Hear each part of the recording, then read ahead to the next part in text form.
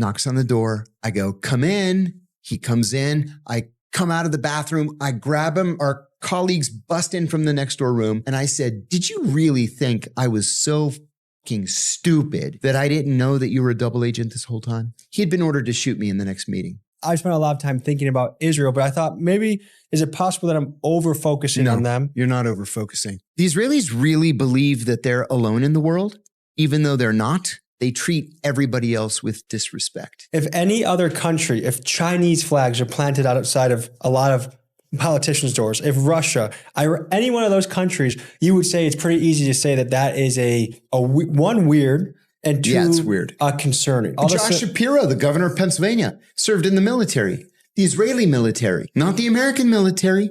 Boy, do we have an episode for you today. My mission is to talk with one-of-one characters walking this planet, and the guy that we are having a podcast interview with is John Kiriakou, the ex-CIA agent, the guy that blew the whistle on the torture program that the CIA was running, and guess what? He was the only one to go to jail from exposing that information as a whistleblower. This is a guy with extensive experience running in the CIA overseas in the Middle East. He speaks very bravely and boldly about Israel, their influence on us, and also how it is working with Mossad from personal experience. This guy has stories for days, and this is just a treat to listen to. So whether you're working in an office, doing chores at your house, kick back, relax, and listen to John Kiriakou tell his stories. By the way, we had a problem with the sun creeping onto his face about 20, 30 minutes into the episode.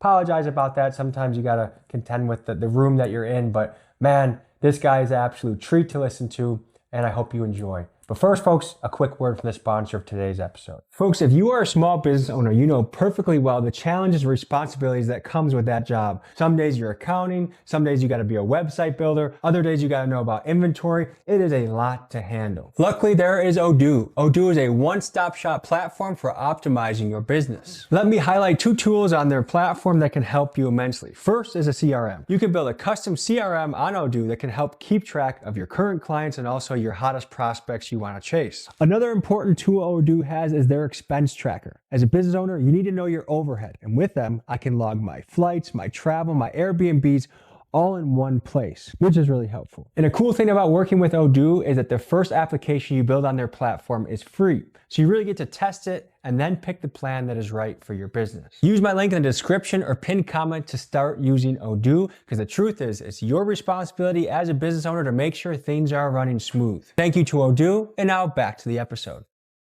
John, I appreciate you joining me. There's a lot of people that I get excited to interview, and you are the top of the list. You've lived a very interesting life, and there's so many places we're going to go with this, but I want to start off with a ripper of a question, which is right now, as you see the global politics sphere, who is the single greatest threat to the United States of America?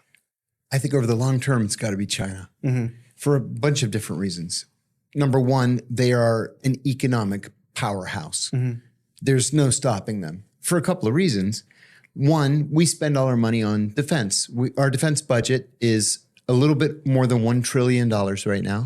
That's bigger than the next 8 largest countries combined, because we've taken on this role as the world's policeman. So the Chinese aren't spending that kind of money on defense. Instead, they spend it on development. And they go around the world and they buy airports and ports, and they build interstate highway systems, and they build hospitals, and they build bridges, and they instill this goodwill toward China from the locals in these different countries. It's called in part the Belt and Road Initiative. And, you know, we send battleships around the world and threaten people to do what we want or what some of our friends want. And the Chinese just sit back and wait for us to destroy ourselves. That's one thing. The second reason the Chinese are, I think, our most serious threat is that they're very, very good spies. Whether it's stealing intellectual property to make knockoffs of important brands, or it is stealing technology, which they do each and every day all across the United States. They collect this information right under our noses, and there's almost nothing we can do about it. I've been studying a lot of how they're progressing, just what the state of their manufacturing is, how competitive it is. And I guess I was thinking a lot about I've been focusing a lot of attention on Israel lately. There's only so many issues you can focus on at once. And to me, what they're doing in the West Bank, what they've done in Gaza, and how they're influencing American politics. I spent a lot of time thinking about Israel, but I thought maybe, is it possible that I'm over-focusing on them? You're not over-focusing. This is a problem with American foreign policy right now, is it's not really American foreign policy. In many cases, it's Israeli foreign policy that's been imposed on the United States. For example, Iran is not a direct threat to the United States. It's just not. Even if the Iranians had a nuclear weapon, which they don't, we know that because the CIA has told us in 2 different national intelligence estimates that the Iranians not only don't have a nuclear bomb, they don't have a nuclear weapons program. So why would we want to bomb Iran? Why would we send 2 carrier battle groups to the Persian Gulf? Because the Israelis asked us to. Well, as we speak right now, Trump has sent a beautiful armada to surround Iran. I thought that the attack would have already happened by now. Some of the reports that I read said that it was imminent. What's your pulse on the situation right now? We cannot launch an attack on a country of 92 million people with 1 aircraft carrier battle group. 1 aircraft carrier battle group is the carrier itself and the planes on the carrier, and 11 support ships. You can't overthrow a country of 92 million people with that. So we've sent a second carrier battle group. Well, we haven't even sent it where the president's thinking about sending it. It's off the coast of Norfolk, Virginia right now. It would take weeks to get there. And third, we've got our own Arab allies, Egypt, Saudi Arabia, Jordan, Oman, begging us not to do this. So we had the first round of talks with the Iranians hosted by the Omani government last week. Just the first round. We did not meet directly with the Iranians. We were in one room, the Iranians were in another room, and the Omani foreign minister was just shuttling between the 2 rooms. Why do you think it was set up like that? Because we refused to meet directly with the Iranians. Because? That's just the policy. Do you think that's because of Israeli influence? Absolutely, 100%. And the guy is in town right now, Benjamin Netanyahu, who's been prolifically visiting the White House. I guess a lot of people let me interrupt you. Yeah. You're right. He's been prolific in his visits to the White House. Donald Trump has been president for 13 months. This is Netanyahu's 7th visit to Washington in the last 13 months. Which goes back to my point. Why Iran is no threat to us. It's a threat to Israel, maybe, but maybe it's because Israel's a threat to Iran. So why do we have to go talk to the Iranians and say no nuclear program, no missile program whatsoever, which is ludicrous. No country on earth would agree to something like that. And you're not allowed to support your friends and allies in the region. Yemen, Hezbollah, whomever else, Hamas, whomever. Why would we carry Israel's water like that? Why don't the Israelis do it? Well, Israel supported us a lot in the past. They had a lot of troops come fight for us in Afghanistan. Exactly. Right? Yeah. Because they're our greatest ally. Right. So what is it though? I mean, because it's almost like politicians are afraid to talk about it. I was just in a lot of senators and Congress people's offices, and they can talk about the Epstein files. They can talk about what's going on overseas. But the second you mention the Israel connection, all of a sudden they have this way of kind of jumping around that. What do you make of that kind of behavior? Well, look at Senator Tom Cotton, the senator from Arkansas, who's always rumored to be in the hunt for Secretary of State or CIA director or director of national intelligence. He has the Israeli flag outside his office door. Why? A lot of them do. Well, what's their loyalty? Are they loyal to the United States or are they loyal to another power, a foreign power?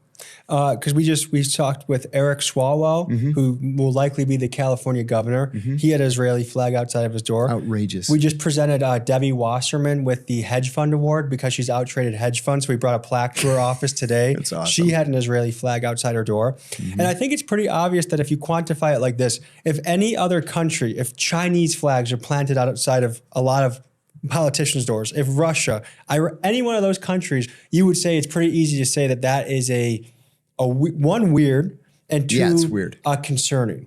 But Josh Shapiro, the governor of Pennsylvania, served in the military. The Israeli military, not the American military. So is he loyal to Israel or is he loyal to the United States? Because you can't be completely loyal to both. There's going to have to be a departure. Have you done much diving into the Epstein files recently? Yeah, I have. And I think I found something that nobody else found. Barack Obama's White House counsel, the most important lawyer in America when you're White House counsel, is a woman named Catherine Rumler. She's now the general counsel for Goldman Sachs. Pretty serious position. She was very, very close to Jeffrey Epstein, emailing constantly back and forth. She emailed him one day, and this is revealed in the latest tranche, and she said, John Brennan, the director of the CIA, gave me the CIA's highest honor this morning. Pretty neat, huh? And then there were a couple of other cases where she wrote to Epstein saying, you're going to be in Washington next Tuesday, right? How about if I set up a meeting with John Brennan? He would love you. Did he? Was there contact between Jeffrey Epstein and John Brennan? Because John Brennan's not talking. And we know that there are still 3 million more documents that have not yet been released. And of the ones that haven't been deleted, possibly. Yeah, right. Permanently. We're just supposed to take their words for it.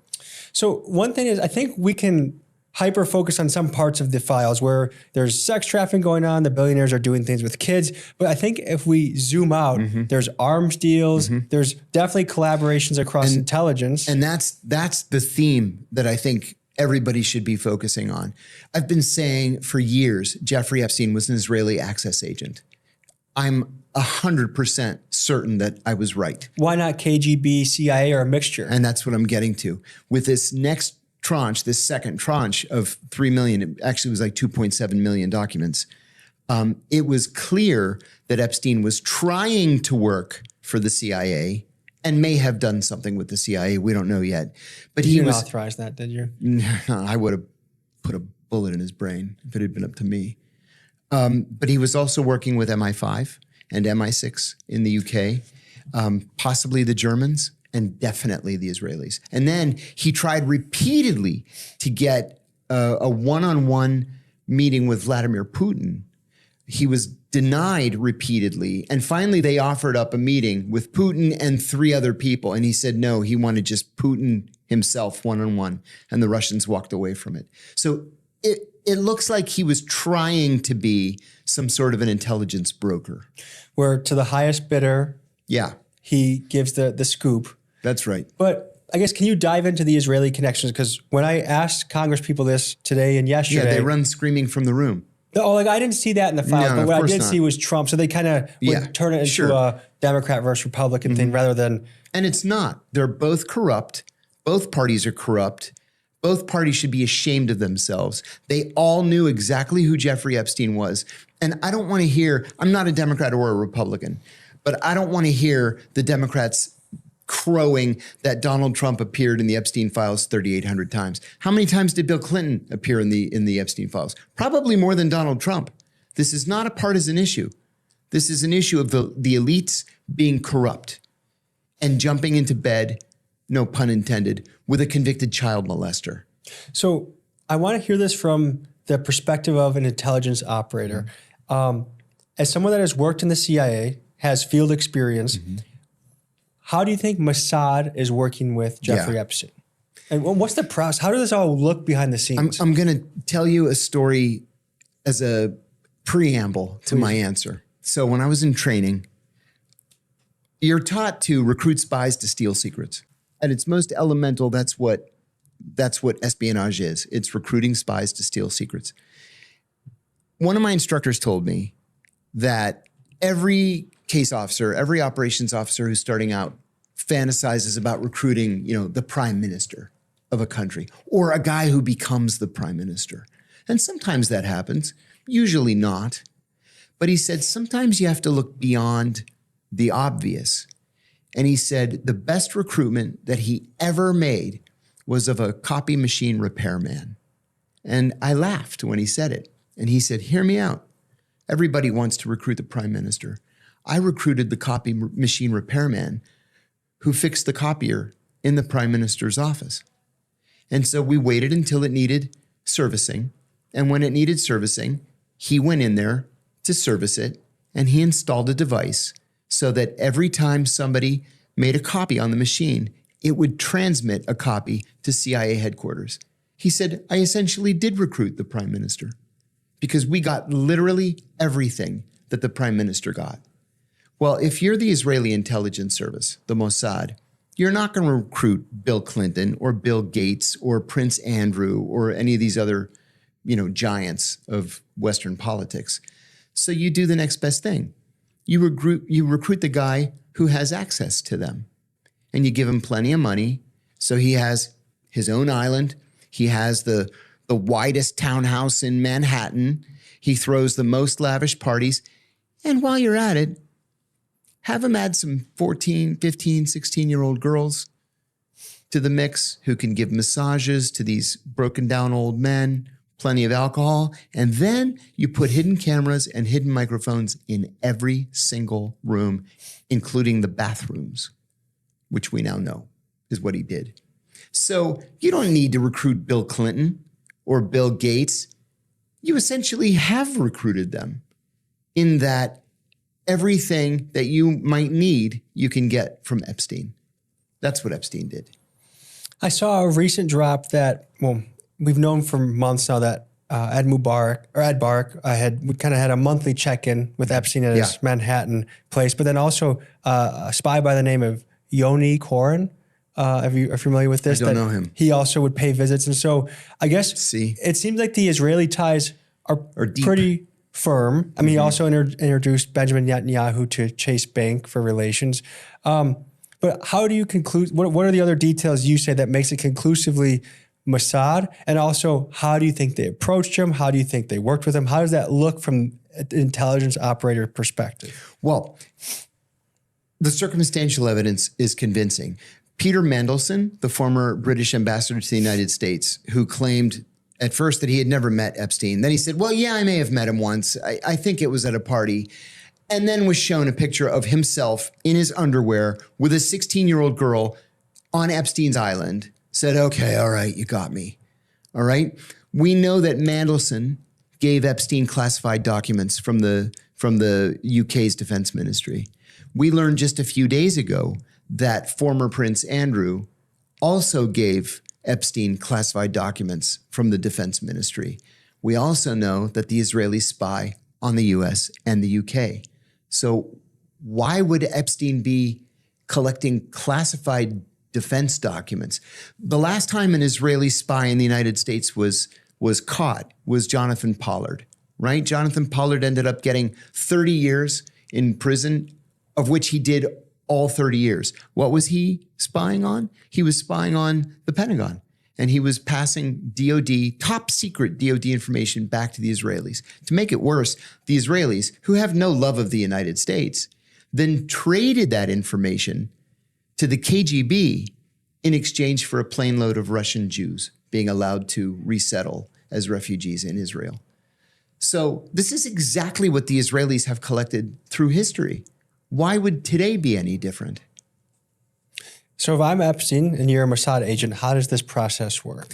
Oh, we know that he was in touch with so many people in so many different places. That would be the easy part. You invite somebody over to your house, or you invite somebody to your mansion in Manhattan, or to your house in London, or New Mexico. He had this big spread. Invite them anywhere. Call it a dinner party, or a Super Bowl watch party. Call it whatever you want. Just pass the information. Now, if the Israelis wanted to be a little bit more clandestine about it, they could do what they do normally and have what's called non-personal communications. So let's say you've got a chest of drawers over here. Well, one of the drawers has a false back, and inside the false back is a transmitter. And then you can take pictures of the documents, feed it into the transmitter, and just have it do what's called a burst transmission. It just takes a fraction of a second, so it's almost impossible to intercept. That way you don't have to meet with anybody. So tell me more about the gadgets. And I'm just trying to picture the level of technology that the top spying agencies have at their fingertips. Like what is the technology that we are currently dealing with in that sphere? I'm going to tell you an introductory story there too. When I was a little kid, when I was 9 years old, I went to an auction with my dad. And there was a box. It was just a box full of junk that hadn't otherwise sold. They just put all the junk in the box, and my dad bid 50 cents. I still remember it. And he got it for 50 cents. And so it had a shortwave radio in it, and he just handed me the radio. That opened up an entire world to me. And I told him and my mother when I was 9 that I wanted to be a spy when I grew up, because I'm listening to Radio Moscow, Radio Havana, Cuba, BBC, transmissions from all over the world. Well, when you're slowly scrolling through the dial in the middle of the night, because it's hard to pick up stations during the day, every once in a while I would come upon a transmission and it would be a man's voice just saying 8, 3, 6, 9, 1. And I'm like, what is this? Like, for years I thought, what was that? Just reading numbers. That was a spy reporting back to the KGB using something called a one-time pad. So the KGB knows that in your next transmission, you're going to use page 165. So they're looking at 165, you're looking at 165, and each one of those numbers means a different letter. Meaning the same page of the same book you guys are looking at. Correct. To Kill a Mockingbird, And page 165. They call it it's a one-time use pad. So once you've used page 165, you burn it and you never use it again. It doesn't even exist anymore because you've burned it. But that's how they transmit back when their other modes of communication aren't secure or aren't safe. So if you don't need to use a one-time pad, and that was really a last resort, a one-time pad, you can use, as I said a moment ago, a burst transmission, where you feed everything into your transmitter, you hit a button, it bursts in its transmission, and they're able to pick it up on the other end and then decrypt it. There's kind of a famous spy. The Israelis, when Israel first became a country, there was an Egyptian Jew who left from Cairo and moved to, I think it was Haifa, and he volunteered to this new organization called Mossad. He's like, look, I'm ethnic Egyptian, but I'm Jewish. I speak fluent Arabic. They said, yeah, thanks, we're not interested. And he went back a couple of times and said, I really, really want to work for Mossad. I really want to work for Israel. Finally, they were like, okay. You can go to Damascus.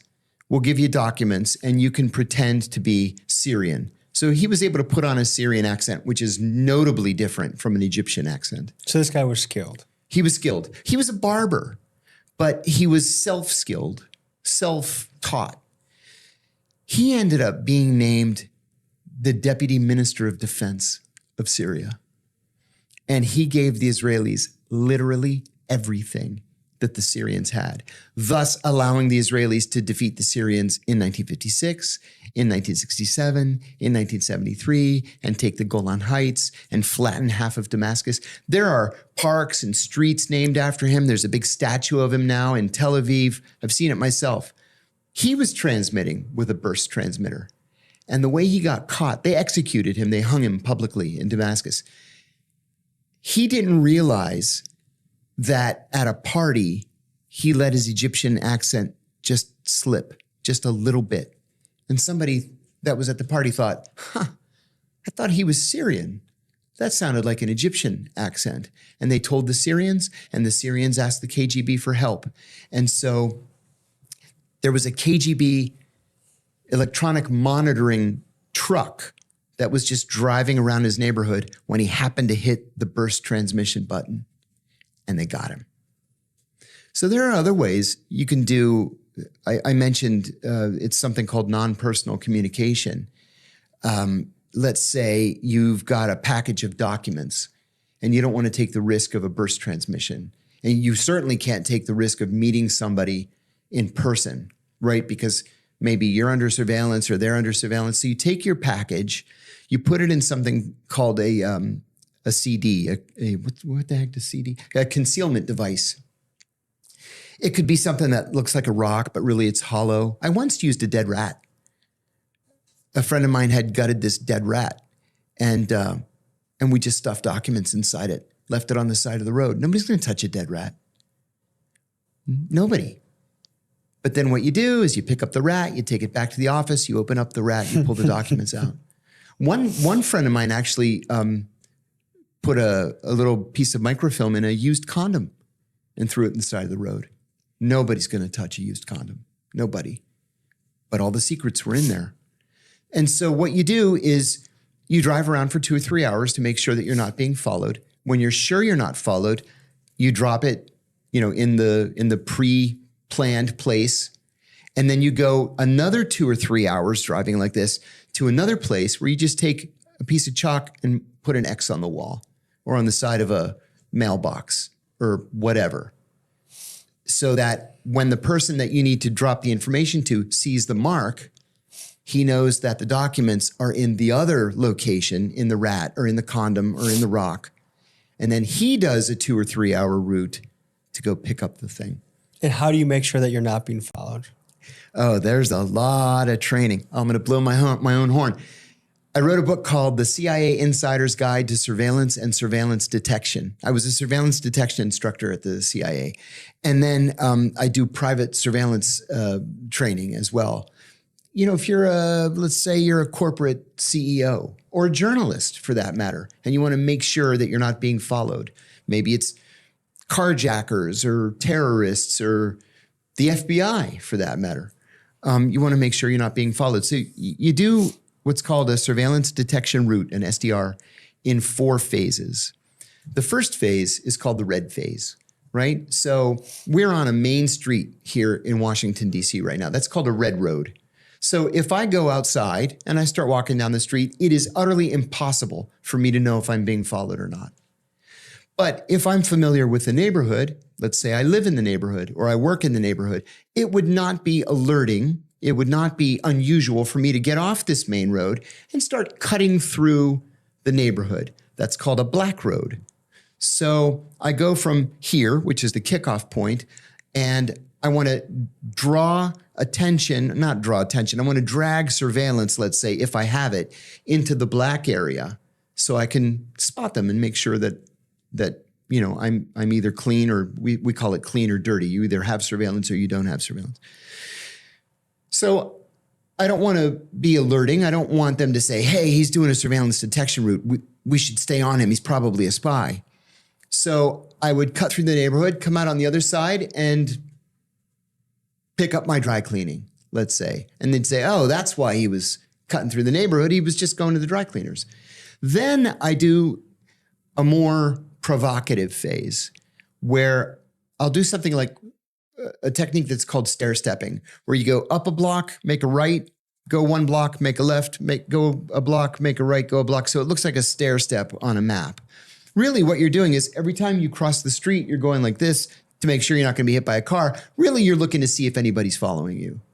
Or you can window shop and you're not really looking in the window. You're looking at the reflection in the window to see if there's anybody across the street who has stopped to watch you look at the window.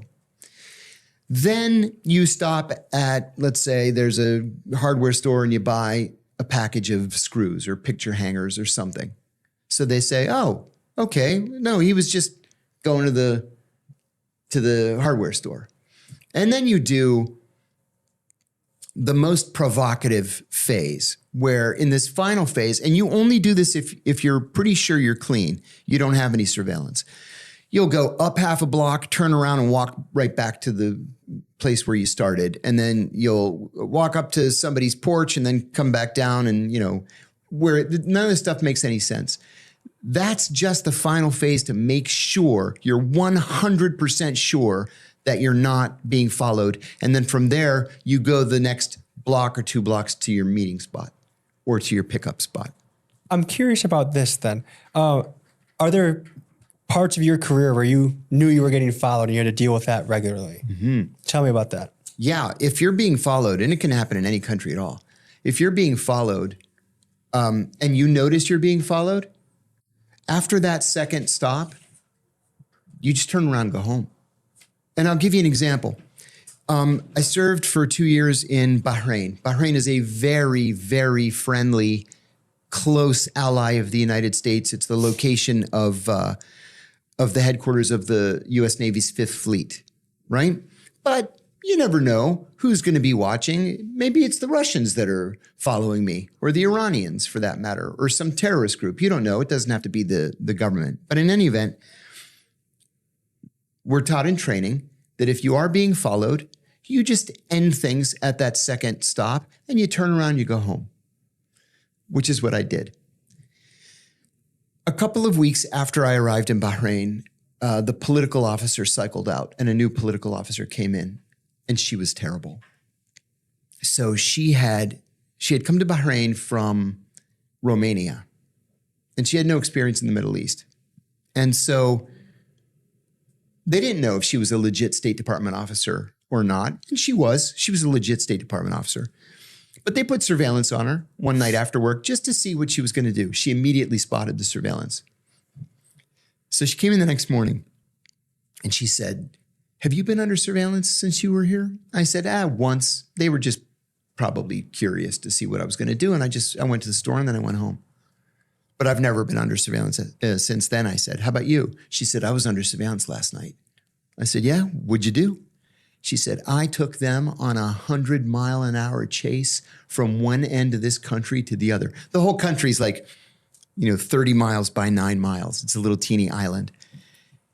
That's exactly what you're not supposed to do. Why is that? Because they immediately concluded that she was an undercover CIA officer, and they followed her every single day for the next 3 years. And then I was actually going out meeting, sensitive people because I was the human rights officer. So I was meeting with opposition figures. They never bothered me a single time. And because they didn't suspect you in the first place? Because they did follow me, and I went to the grocery store and I went to the hardware store and I picked up my dry cleaning. But if they're following her and you go to the same office as her every day. Yeah, but there are a lot of people that work in that embassy. 100 people worked in that embassy. Can't follow 100 people. And you're not going to follow the admin officer. You're not going to follow the ambassador. Everything he does is on the front page of the paper anyway. So you're going to see who's working for him. What year was your last year in the field, or I guess in the CIA? My last year in the CIA and the field was 2004. Okay. So what was the level of technology then? What were some of the devices or things that would... Oh, it's a totally different world now. Some of it's classified. It's a totally, completely different world now. Technology just improves exponentially. When I was there, one of the things that was a surprise to me was that most of the technology that we used, like in operations, we would just buy commercially. Like today you can get most of it on Amazon. Little listening devices and little hidden cameras. They make cameras like this big now. Really? Oh, yeah. Because I've been trying to investigate different churches and cults and try and go in there with hidden cameras. Yeah. I have to ask your recommendation after this. The camera pen. Yeah, they're all different kinds of things. You can buy beacons, tracking devices, all kinds of stuff online. But my bosses told me at the time that it's so much faster, easier, and cheaper just to buy it commercially than it is to reinvent the wheel. There used to be this store in London called the Spy Shop. There was one in New York. There was briefly one in Washington, but it was headquartered in London. And so every time I'd go to London, I'd go to the Spy Shop and just see what kind of gadgets they had for sale. And any Joe off the street could walk in and, buy stuff. Who was the primary buyer from that shop? Was it regular citizens for fun? Yeah, it was mostly regular citizens for fun. There were a lot of private investigators that used to buy there. In fact, I had a friend, Glenn.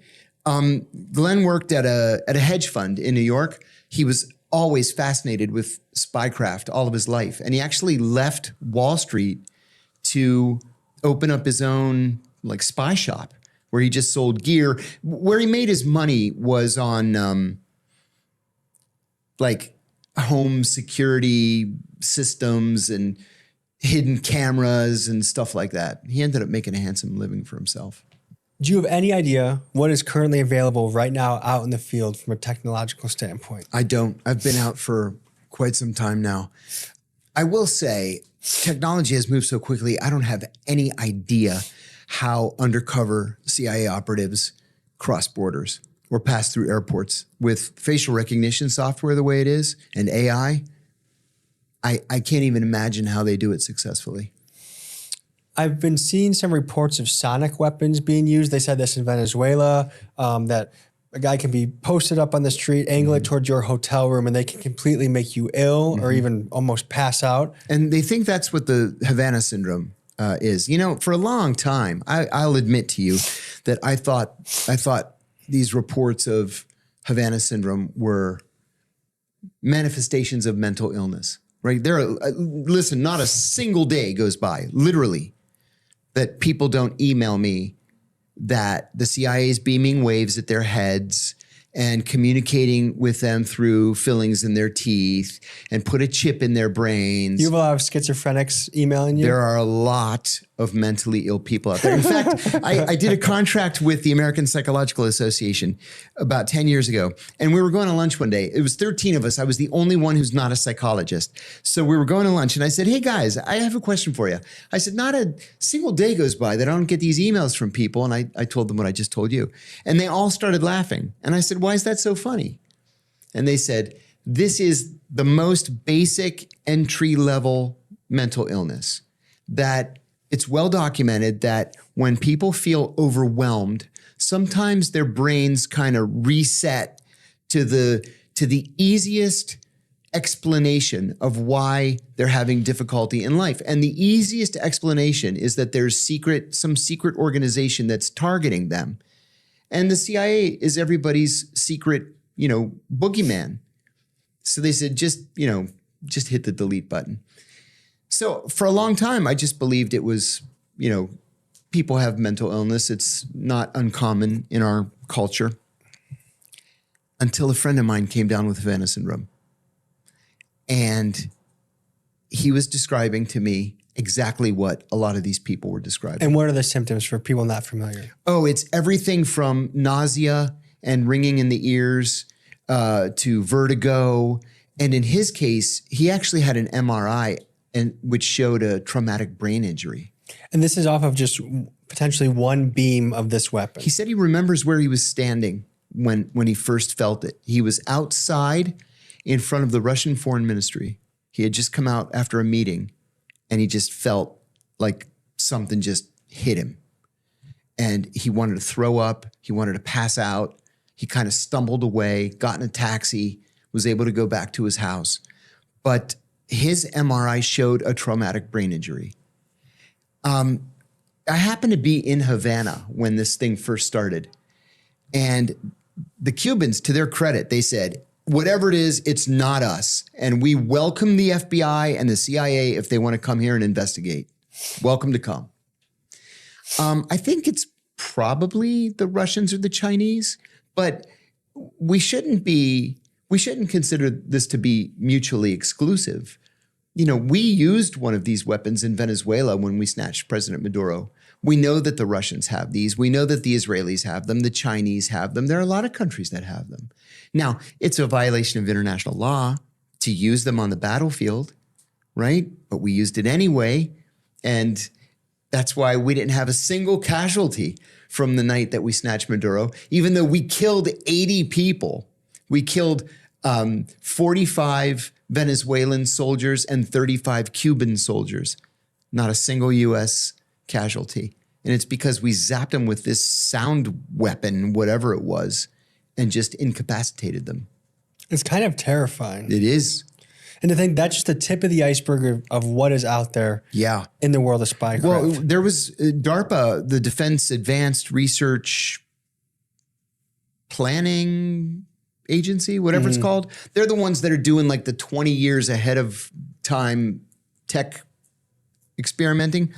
When I was still at the agency, DARPA had developed this laser that could blind soldiers on the battlefield, with the idea being it's more humane to blind them than to kill them.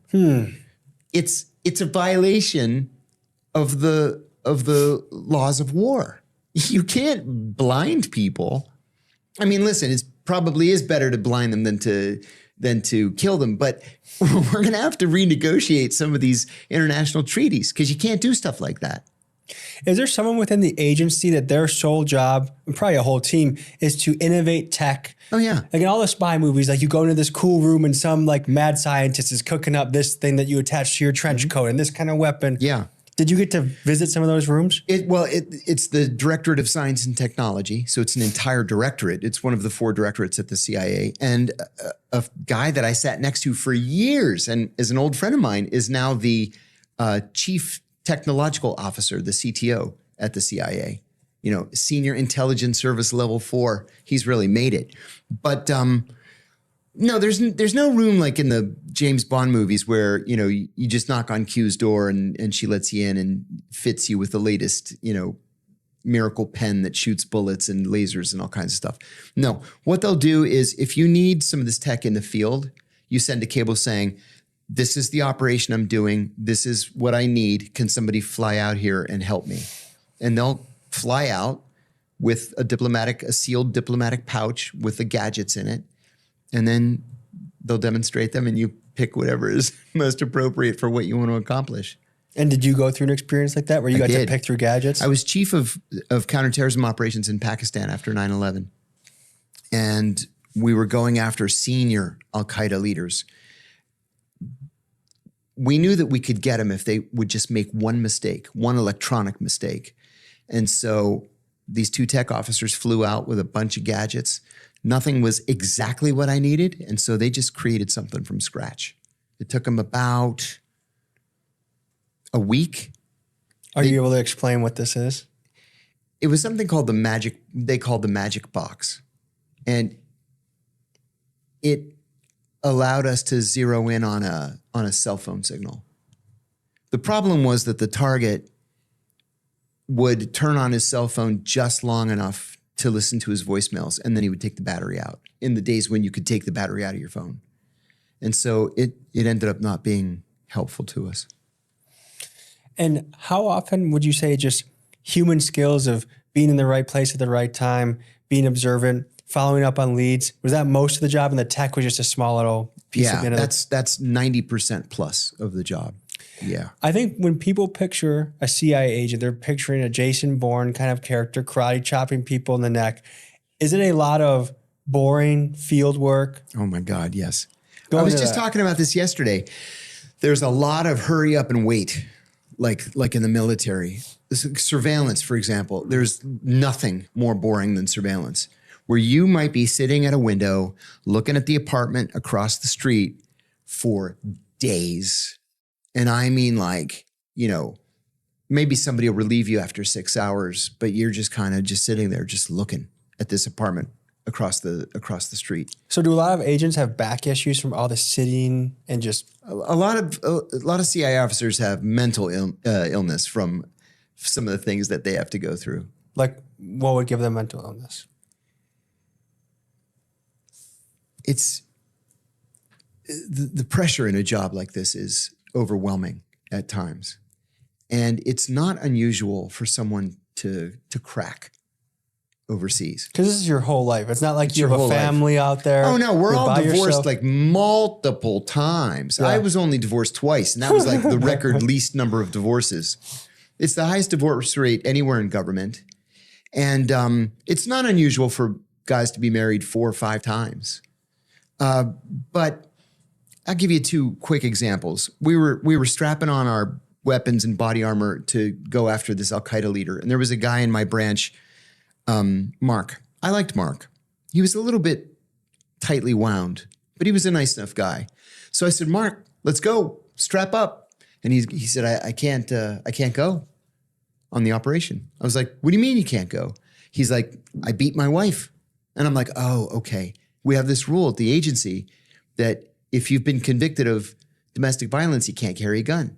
And if you can't carry a gun, you can't go on the armed operation, right? Because when the shootout starts, what are you going to do? So that was one. There was another one where I was at headquarters. I was chief of the counterintelligence branch in the Osama bin Laden group. And the head of the Hezbollah division was a buddy of mine. And he said to me, hey, can you do me a favor? I said, sure. He says, can you go to Beirut for a couple of days? I said, Sure, but why don't you just ask Alan to go to Beirut? Alan's the Beirut guy. And he said, now Alan's nuts. He's on psychiatric no travel order. And I'm like, oh, yeah, he is kind of nuts. Okay, sure, I'll go. But you just never know when people go nuts. And when they go nuts, you have to worry, are they going to come and shoot the place up? Or are they going to go out on their meeting and shoot the source? Or are they going to shoot themselves? Yeah, it's a very dangerous person with a lot of skills to be setting loose on the world. Yeah, it is. And the pressure is otherworldly. Did they teach you ways to deal with the pressure? No. Breathing techniques, yoga, stretching? No. On my own, I took Tai Chi, which helped me immensely. But no, that's why alcohol is such a problem at the agency. So a lot of agents are dealing with this overwhelming storm of anxiety, that pretty much a constant tightness in the chest of pressure that they have to deal. But then they also have to go into these life or death situations while dealing with that stress and somehow execute flawlessly. Yeah, I'll give you a story there too. I was handling a double agent case in the Middle East. Very, very dangerous kind of operation. The agent, CIA people are officers. The people we recruit are agents. So the agent did not know that I knew that he was a double agent. And so he thought he was pulling one over on me. It's a very long story. I'm going to make it very short. We ended up snatching him. He had been ordered to shoot me in the next meeting. And so I was by the other country that he was working for. And that's classified. Cannot say it. Okay. And so I happened to be at headquarters. I got a call from NSA and they said, "Are you handling this double agent case?" And I said, "Yeah." And the analyst there says, "He was just ordered to shoot you in the next meeting." I said, "Oh, please." I said, "This guy's not going to shoot me in the next meeting." Then my boss runs out of his office. "Oh my God, I just got a call from NSA and the agent was ordered to shoot you in the next meeting." I said, "I know, they just called me." I said, "This guy's afraid of his own shadow. He's not going to shoot me in the next meeting." The guy's like 25 years older than I was, or 20. He was 50 pounds overweight, afraid of his own shadow. He's not going to be Joe Hero and shoot me in the next meeting. Well, they convened this meeting of all the big muckety mucks. And they're going around the table. This is like the chief of counterterrorism, the deputy chief for operations, my division chief. So I said, "Please hear me out." I said, "The guy's 20 years older. He's 50 pounds overweight. He's afraid of everything. He's out of his element, you know? How about this?" I said, "Let's do the next meeting at the Marriott in this foreign country." I said, "Every Marriott on earth is exactly the same. As soon as you walk in, the bathroom's right there next to the entrance." I said, "Let's get adjoining rooms. We can have security and our liaison partners in the adjoining room. When he calls me to tell me he's entering the hotel, I would never tell him what room I was in because I didn't want him to sneak up and shoot me. I would meet him at the elevator lobby where there are people around. I'd give him a big bear hug and pat him down." So I said, "I'll tell him, when he calls me from the lobby, I'll tell him the room number. He comes up to the room and I'll have the door propped open. And when he knocks, I'll say, 'Come in.' He comes in, I grab him, I'll take him down. You guys bust in from the next door room and everybody's happy." They were like, "Okay, only if you wear a bulletproof vest." I said, "Fine." So we did that. Remember, this story is about the pressures that we face. We had security in the lobby, like a half a dozen guys, all heavily armed. And then the enemy country sends their half dozen security guys, which we didn't expect. And they're in the lobby and our guys are kind of looking at their guys. So the agent calls and he says, "I'm walking in the lobby right now." And I said, "Okay, I'm in room whatever it was, 610. So he comes up and knocks on the door. I go, "Come in." He comes in. I come out of the bathroom. I grab him around his arms and his chest, and I threw him to the ground. Our colleagues bust in from the next door room. I'm sitting on him. I have him pinned to the ground. He was trying to get the gun out of his belt, and I'm sitting on him. And he's just looking up at me. And I said, did you really think I was so fucking stupid that I didn't know that you were a double agent this whole time? I'm offended that you think so little of my abilities. And he's like, Allahu Akbar, he keeps saying. And I said, did you think I was such an amateur that I didn't know you would be armed? And my liaison colleagues jab a needle into his leg, and he's out, unconscious. Dirty little secret of the hotel industry. People die every single day in hotels. And so it's not unusual to back up an ambulance to the back, to the loading dock. And we put him on a gurney, covered up like he was dead, put him in the ambulance, and we took him to the intelligence service headquarters. When he woke up 2 hours later, he's tied to a chair. Zip tied. Mm-hmm. It's a very uncomfortable position. Very uncomfortable. And my liaison colleagues are beating the shit out of him. So I said, look, we can make this easy. We know who you are. We know what group that you're the head of. We want to know where your weapons cache is. It's as easy as that. And he's like, I'll never tell you. I'll never tell you. This went on for hours. Finally, I said, guys, I got to go to a wedding. Let's wrap this up. They were just beating the shit out of him. But I went to the wedding. And it was a wedding of the Crown Prince's fourth son. And so I get there, and the Crown Prince's eldest son was sitting next to me. He and I really hit it off. He's sitting next to me, and he says, so what's your day been like? I said, a little bit of this, a little bit of that. I went to the bazaar to buy some souvenirs for my kids, but it's kind of a normal day. There was a lot on my mind that day. And as soon as that reception was over, I had to go back to the intelligence service headquarters to resume the interrogation. And I'll tell you, at about 2:00 in the morning, we had their entire weapons cache. Everything. Was it just from a standard beating continuing, or did you have to change tactics? Oh no, I ran into one of the agency guys years later. Let's see. So this was in like early 2001. I'm going to say in like 2007, I ran into him at the mall in Tyson's Corner. And I said, whatever happened to that guy? And he goes, oh, he's still in prison. He'll die in prison. He's never going to get out. And I said, good. He needs to be in prison. The conditions that a caught spy must face, I just can't even imagine how awful.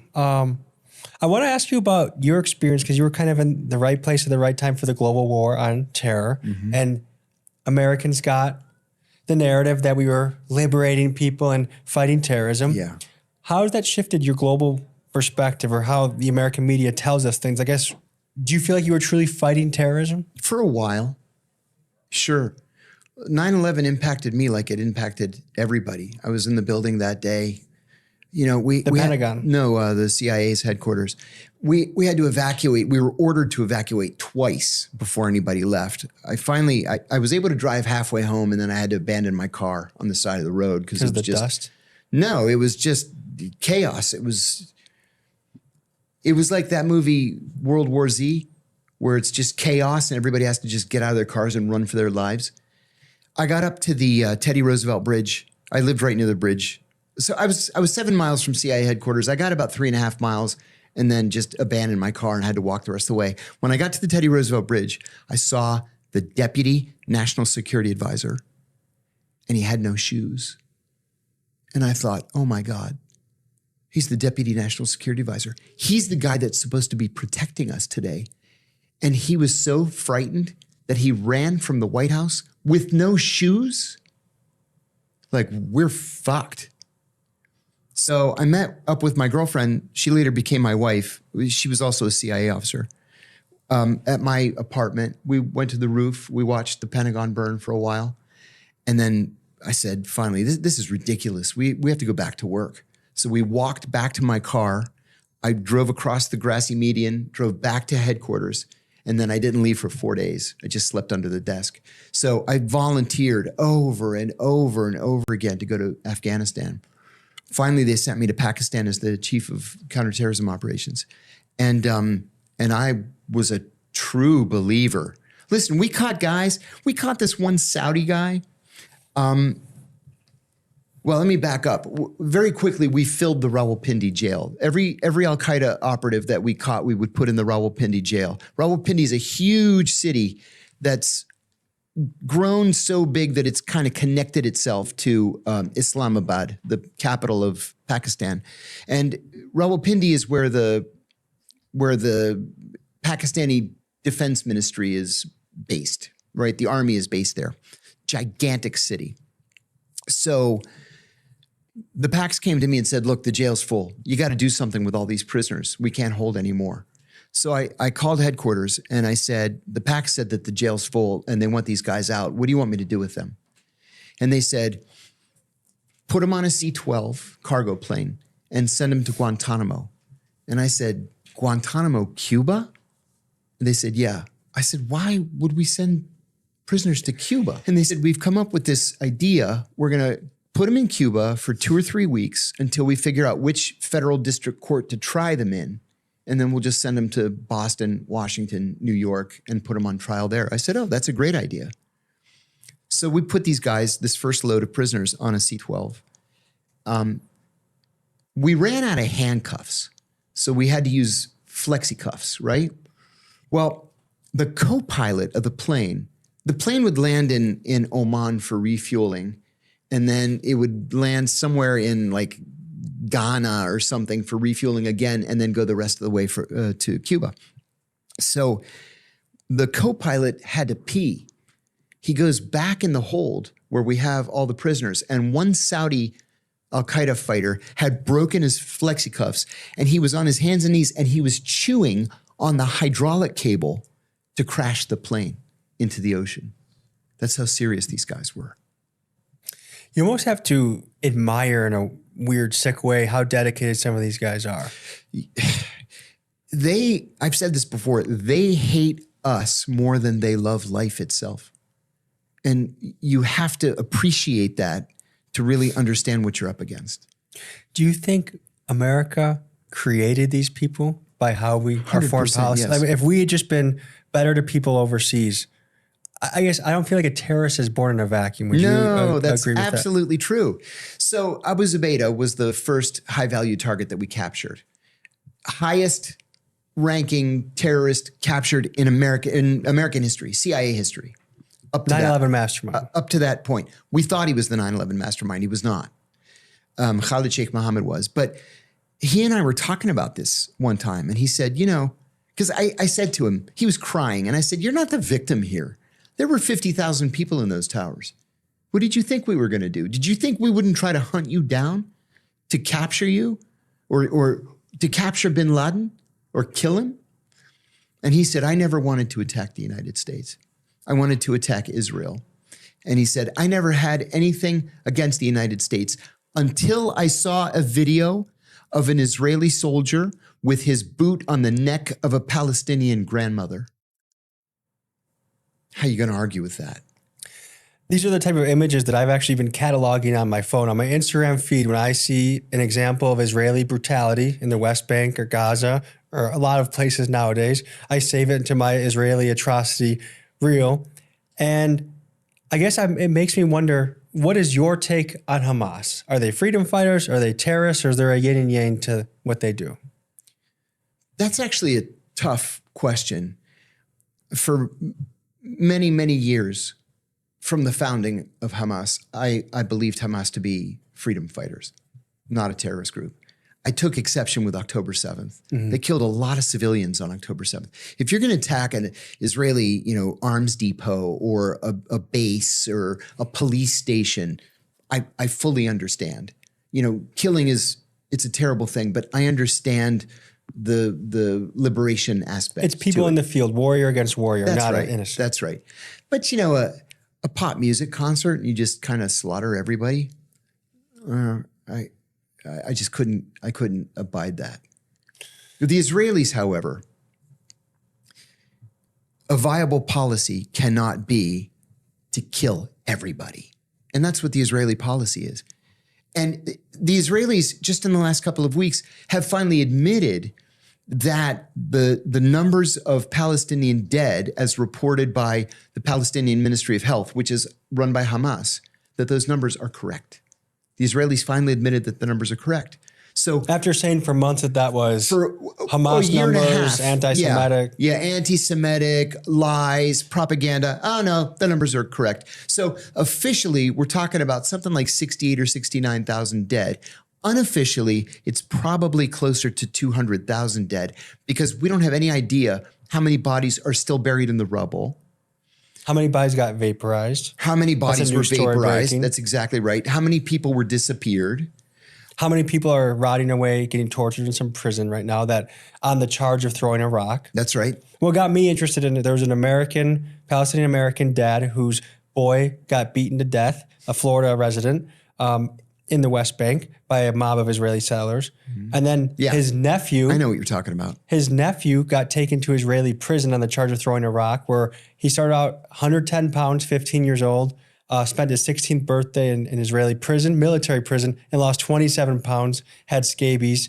And this type of stuff, even Mike Huckabee, who's one of the chief Zionists you can imagine. The worst of the worst. Even he added Israel on Twitter and said, this is a murder that we need to investigate. Someone needs to be held accountable. And of course, like most settler violence, no one gets charged with anything. No. And I guess this is my predicament that I'm in, and I'm curious from your side of working with Mossad agents, and I don't know how much IDF soldier contact you had, but I've interviewed a lot of IDF guys at this point, and some of them, I think, if we had to take the Israeli issue off the table, we'd actually be friends. We would agree on a lot of things. They're good guys, but when it comes to what Israel is doing, it's like we are living on opposite planets.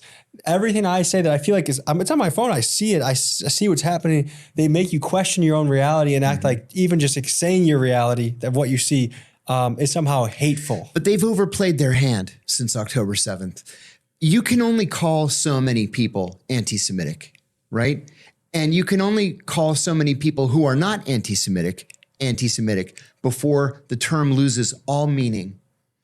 I said to Tucker Carlson recently, I said, the political director to the Israeli foreign minister wrote an article and called me noted anti-Semite John Kiriakou. I was offended. It's a badge of honor now, I think. Well, now it is. And he said, oh, that's nothing. He said, I'm anti-Semite of the year. And I said, okay, I feel better. How has it been dealing with Mossad? I guess, like, to me, my stereotype of it as an Israeli is a very belligerent. They try and steamroll you. You ask them one question, they go for 10 minutes in different directions. They change the game. Like, it's not Palestine, it's Judea and Samaria. Yeah. That's my experience with these guys. Yeah, they do that a lot. I only dealt with Mossad once, and I was only 6 weeks into the job. 1990. They were so offensive and so aggressive that I went back to headquarters and I told my boss, never again. I will never work with Israelis ever again. They weren't helpful. And I never did. Oh, they were hostile. They were actively hostile. And the one guy says to me, he has his glasses like this and he's like, how do you spell your name? So because I was overt at the time, I spelled it for him. And he goes, you are Jewish? And I said, oh, don't you dare. I said, I am not recruitable. Don't even think about it. And then later on, colleagues of mine had very seriously negative experiences in Israel. And these are pro-Israel CIA officers. A married couple with whom I worked very, very closely.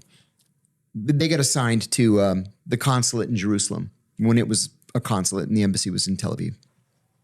They were invited to a hail and farewell party, welcoming them to Israel by the U.S. ambassador and, farewell to the people that they're replacing. So when they got back to their house in Jerusalem at the end of the party, all of their living room furniture had been rearranged. To send a message. With the message being, we can do whatever we want and there's nothing you can do about it. And I think that's the general attitude that they've been operating with since I've noticed, really, because I didn't think about Israel before October 7th. I just kind of thought I don't know, maybe there's some good hummus over there. Yeah, right. Whatever. I didn't even really think. And all of a sudden, it seems like they have this attitude. They do whatever they want. There's nothing you can do about it. And they are getting away with it. Well, the second time this happened, they were invited to the ambassador's Christmas party.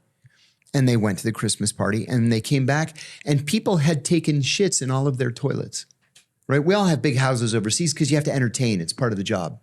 So they had 4 bathrooms and people had taken shits in all 4 of the toilets and left it unflushed. And then finally, as they were leaving, the ambassador had a farewell party for them. They got back to the house and somebody had broken in and cut the dog's tail off and wrapped it in gauze and medical tape. The dog was whimpering under the dining room table. So why? We're supposed to be allies. And God knows the Israelis ask us for everything under the sun.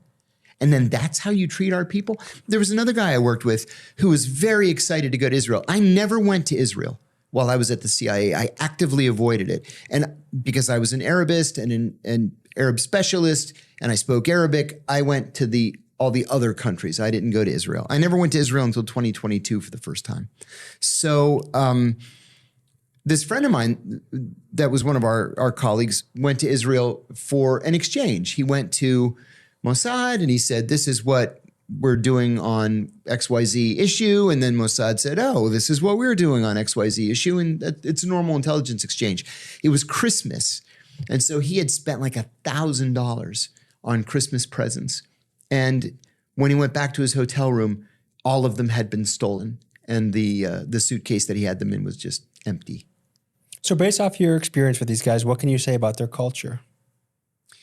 The Israelis really believe that they're alone in the world, even though they're not. And because they've convinced themselves that they're alone in the world, they treat everybody else with disrespect. We should make our own conclusions about Israeli policy by watching the implementation of Israeli policy.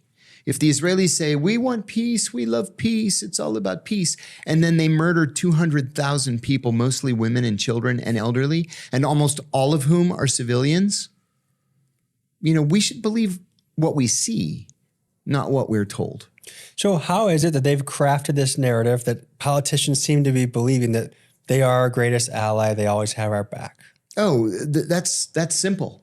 It's through the use of AIPAC, the American Israel Public Affairs Committee. It's the most powerful lobbying firm in the world. And not just on Capitol Hill, where literally every member of Congress is assigned an AIPAC lobbyist, right, to craft policy. But at the state and the local levels even. I have a friend who lives in Texas. And a member of the Texas state legislature called him and said, we decided to sponsor a resolution making it, John Smith Day in honor of you. And he was like, oh, that's awesome. He said, we do this, a couple of 100 times a year. Somebody has done some great thing in the community. We make a John Smith Day. It has the big seal. It's signed by the governor. A couple of weeks pass and they called and said, listen, the John Smith Day named after you, it's not going to happen. He was like, why? What happened? The Israelis objected. In Texas, in Austin, Texas. What Israelis objected? Well, the AIPAC representative in Austin. And he's like, AIPAC has a representative in Austin? And he said they have representatives in every one of the 50 state capitals. When you tell this to a Zionist or to an IDF soldier, they will say that that's an anti-Semitic trope going back to the Hitler days, right. that Jewish Zionists have their tentacles in everything and that they control everything, and that's just anti-Semitic slop. Yes. And I would say, and that attitude is going to lead to the destruction of Israel because you've alienated now even your friends. And one of these days, you won't have any friends because you've called them all anti-Semites. Don't you think the United States is on a similar trajectory that we're trying to almost eliminate our friends right now? Yeah. Like we're actively working to make it so that we have no friends. Yes. We're pushing people, like we're pushing Canada to trade with China. We're pushing Denmark. Europe. I mean, people that were always our buddies. Do you think this is a on purpose effort to weaken or collapse the American empire? Or is this just serious miscalculations from the top? I think it's serious miscalculations from the top. Trump thought he really could throw his weight around, thought that he could just play chicken with the economy to the point where everyone just goes to with what he's saying, but his bets are not paying off. You think that's what it is? I think that's what it is. And do you think he has the humility? Well, does he have the humility to realize that and course correct? I don't think so. I think that he genuinely believes in his own personal strategy and in his abilities to best represent the country. And somebody asked him just a week or two ago who his closest advisors are. And he said he doesn't have any advisors. He just goes with his gut. And I think that's true.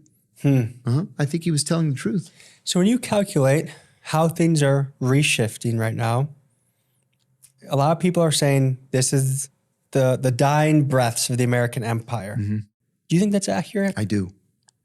If you just look at the defense budget vis-a-vis the national debt, we cannot afford, like literally we can't afford to keep this up indefinitely. It's untenable.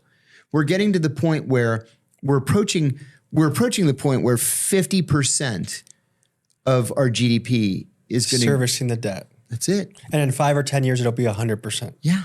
It's a runaway train. And then we have no country. Yeah. We're going to have to do something drastic. And I think at the very least, Donald Trump said, 6 months ago, that he wanted to cut the Pentagon budget 50%. I was like, oh my God, he does deserve the Nobel Peace Prize. 50%? I celebrated it. And then a couple of weeks later, no, I think I'm going to increase it 50% to $1.5 trillion, which would be bigger than the next 15 largest countries in the world combined. It's untenable. Spending. Even The Onion had this hilarious headline, China content to sit and watch U.S. destroy itself. Yeah, there it is.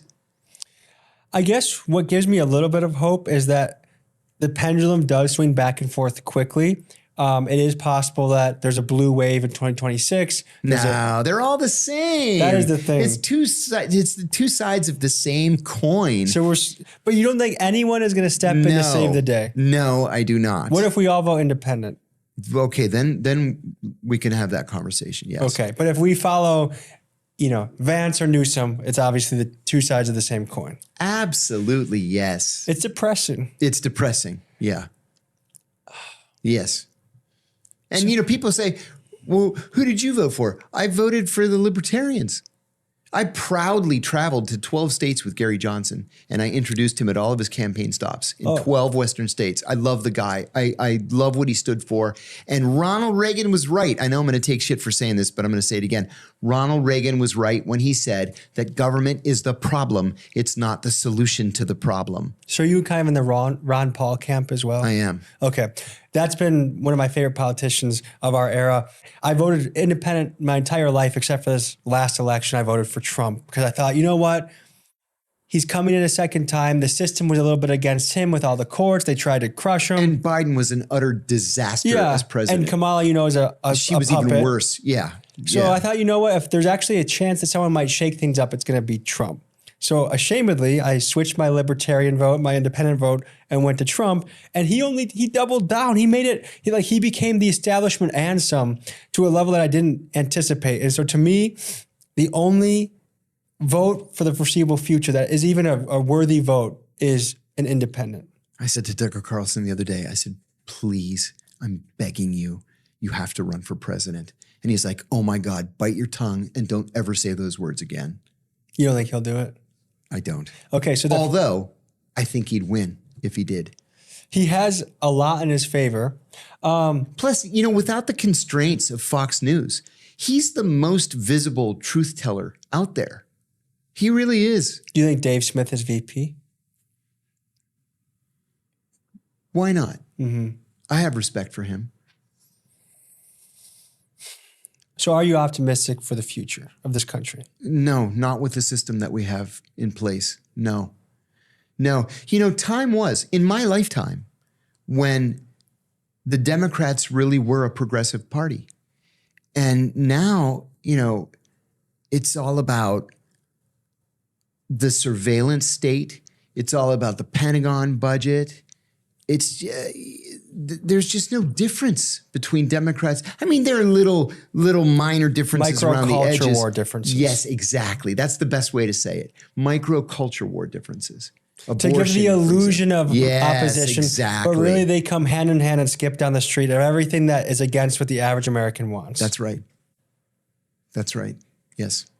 Folks, I'm going to leave you with this message. I do think there is hope, and I do think we have to consider the power we have collectively. And I don't know if this means not paying taxes or maybe just amassing at the ballot box, but I don't think we should give our country, I don't think we should give up on it. No. It's too remarkable. I mean, It's worth fighting for. When you read the history of the founding fathers, you know that this is a special, special place. And there are people that throughout its history have really been, to me, inspiring, like Teddy Roosevelt. I would love to have a guy like him come along. Gosh, yeah. True principles, true determination to do what's good for the country. And so while it is depressing to look at what our leaders are doing and to know that no matter what happens in 2028, it's likely going to be the same story, just as it has been the last few years. I don't know, do we need a riot in the streets? Do we need to shake the trees? Yeah. Is there a viable way for us to change the trajectory? I'm one of those people who believes that we need to take to the streets. We need 1968 all over again. We really do. Folks, when the time comes to march in the streets together, be willing to be, whatever side of the spectrum you're on, squash little culture stuff and be willing to shake the hand. Because at the end of the day, affordable living, affordable healthcare, not being horrifically in debt, not bombing children. There should be a common sense platform that we all can get behind. And I hope it's possible. Amen. But John, it's been an absolute treat listening to your stories. Thank you for joining me. Good to meet you. Yes. See you next week.